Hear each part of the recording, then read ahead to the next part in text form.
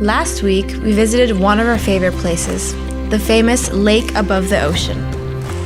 It is one of our favorites because it's a relatively easy hike, and once you get up there, the cliffs just leave you breathless. Standing on the high cliffs and looking into the ocean, hearing the waves, hearing the bird life close by, and if you go a bit further, you can hear the big waterfall going into the ocean. It leaves you absolutely breathless.